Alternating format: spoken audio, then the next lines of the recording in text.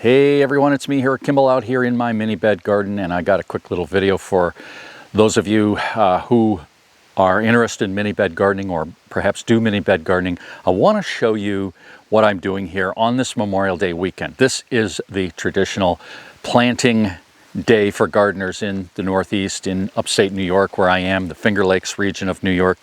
And I try to plant things earlier. Of course, you know, we all try to get things in earlier.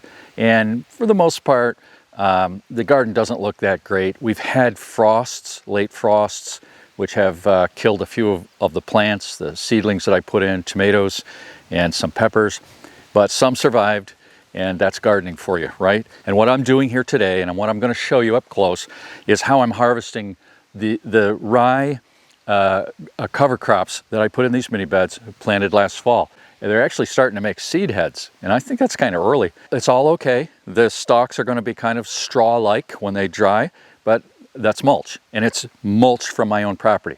No herbicide residues in it. I can trust the mulch I make myself. And the soil, well, the soil after harvesting this rye off is just gorgeous. It's ready to plant. And there we've got some rye, okay? And there's the bed I just did, and I've got my hodag right there, the modified hodag, ideal tool for what I'm about to show you.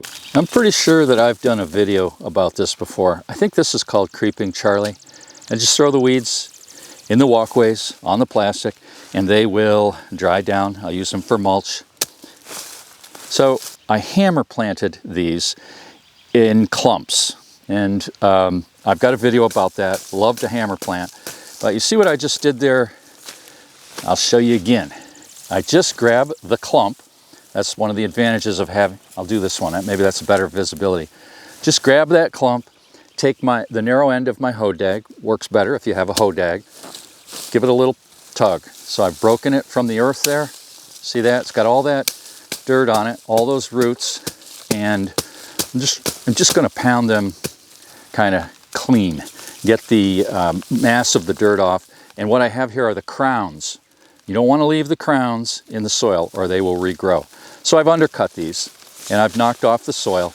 And what you don't see, but what I assure you is down in that soil is an enormous amount of root mass, which once these tops are separated, will die down and feed the biology in the soil. So these clumps are planted using the 13 spot template, which I show in another video. Got lots of videos on mini bed gardening. I have a playlist you can go to. So I use the 13 spot planting template, but I can tell you that I really don't use the template. I can figure 13 spots by eye now.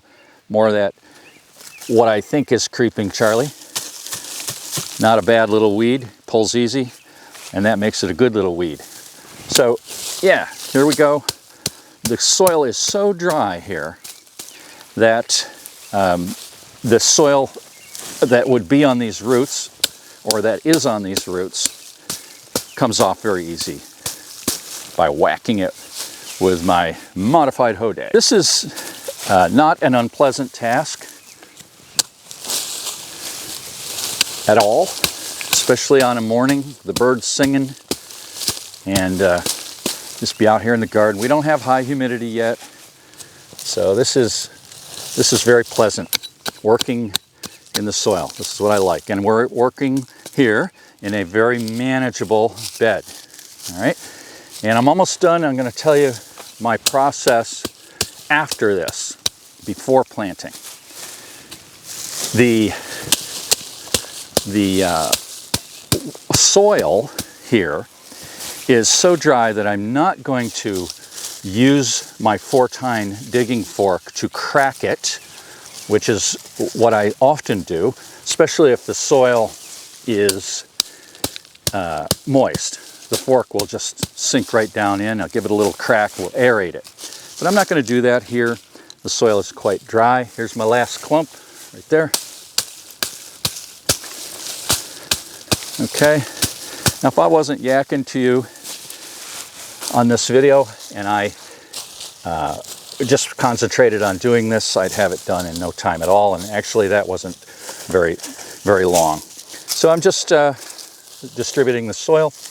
And like that, it's ready to plant, just like that. But it's so dry that it's not an ideal soil to plant in. So let me show you what I'm going to do here. I've done this before with really dry soil, and it seemed to work quite well. And I'm going to put a couple gallons of water on this. And I don't have a hose that will stretch out here, but I have my favorite watering can, vintage galvanized watering can. I got this years ago at a flea market. I walked into the flea market and I looked across all the vendors, and way on the other side of where I was, I saw this can and I made a beeline for it. I love this watering can. It had only one real problem. There, I've put about half the can on there. This can had one problem. The rosette, I think that's what you call it, that comes off and on, it leaked right here. So I fixed that with a piece of inner tube, bicycle inner tube. I'll get it later. But you get the idea. Maybe you can see how it drips if I don't have the inner tube there. So I soaked this real good. That's what I want to show you. Once that's soaked real good, it's too wet to plant, but it'll be ideal to plant tonight or tomorrow morning. And what I'm going to do is just lay this straw over that so it holds in the moisture until planting. All right?